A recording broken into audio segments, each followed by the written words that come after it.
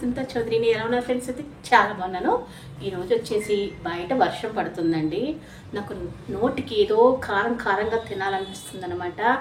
అయితే నేను అప్పట్లో అమ్మమ్మ చేసినట్టు ఈరోజు మినపచ్చడి చేసుకుందాం అనుకుంటున్నాను. అది ఎలా చేసుకుంటానో మీతో షేర్ చేసుకుంటాను ఈరోజు. మినపచ్చడిలోకి కావాల్సినవి మినపప్పు అండి. ప్లెయిన్ మినపప్పు తీసుకోవాలి. అంటే బద్దలు గుండ్లు కాదండి. ఎండుమిరపకాయలు ఒక 20 తీసుకున్నాను. కొంచెం కరివేపాకు, వెల్లుల్లి రెబ్బలు, ధనియాలు, చింతపండు, జీలకర్ర అన్నమాట. ఇవి చక్కగా రుబ్బుకునే వాళ్ళండి వెనకట్లో. ఇప్పుడైతే మిక్సీ వేసుకోవాలి, మనకి రోట్లో నలగదనమాట. ఇది వచ్చేసి ఒక బాండీ పెట్టుకుంటున్నాను. ఆ బాండీలో వచ్చేసి 2 స్పూన్ల ఆయిల్ వేసుకోవాలండి. ఎక్కువ ఆయిల్ వేసుకోకూడదు. 2 స్పూన్స్ వరకే వేసుకున్నాను. ఫస్ట్ వచ్చేసి ఎండుమిరపకాయలు వేసుకుంటున్నాను.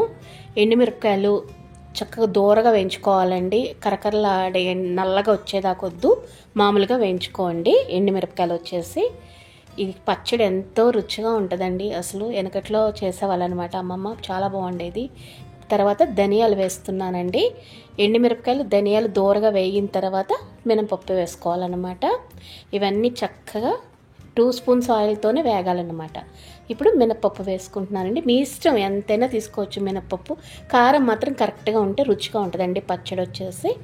మినపప్పు కూడా ఎర్రగా వేయించుకోవాలన్నమాట. గోల్డెన్ కలర్లో రావాలండి మినపప్పు వచ్చేసి. కరివేపాకు వేసుకుంటున్నాను. చూడండి, నీట్గా అలా చక్కగా దూరగా మాడకుండా చూసుకోవాలండి. మాడినా కూడా పచ్చడి రుచి ఉండదన్నమాట.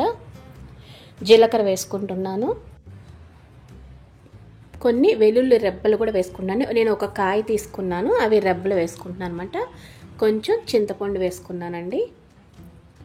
ఇవి అన్నీ కలిపి చక్కగా దూరగా వేయించుకోవాలన్నమాట. గోల్డెన్ కలర్లో రావాలి. వెనకొట్లు అయితే రుబ్బేవాళ్ళండి. ఇప్పుడు మనకి రుబ్బడం, నాకైతే రుబ్బే పత్రం లేదు, కాకపోతే మిక్సీలో వేసుకుంటున్నాను. అందుకని పక్కన వచ్చేసి ఈ పచ్చడిలోకి కొంచెం గోరువెచ్చని వాటర్ పోసుకుంటే పచ్చడి 1 వీక్ అయినా నిలువ ఉంటుందండి.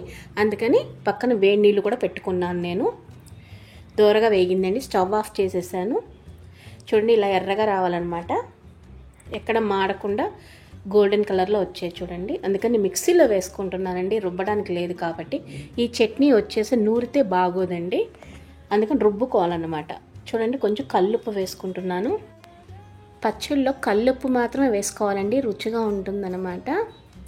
ఓకే అండి, వేసేసుకున్నాను. ఉప్పు కూడా కరెక్ట్, కారం కరెక్ట్గా ఉండాలి. మిక్సీ ఒక ట్రిప్ తిప్పి ఇప్పుడు గోరువెచ్చని వాటర్ పోసుకుంటున్నాను అన్నమాట.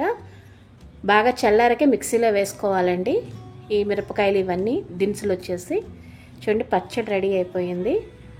అసలు సువాసన వస్తుందండి నాకు, అసలు మిక్సీలోంచి తీయగానే స్మెల్ సూపర్గా ఉందన్నమాట.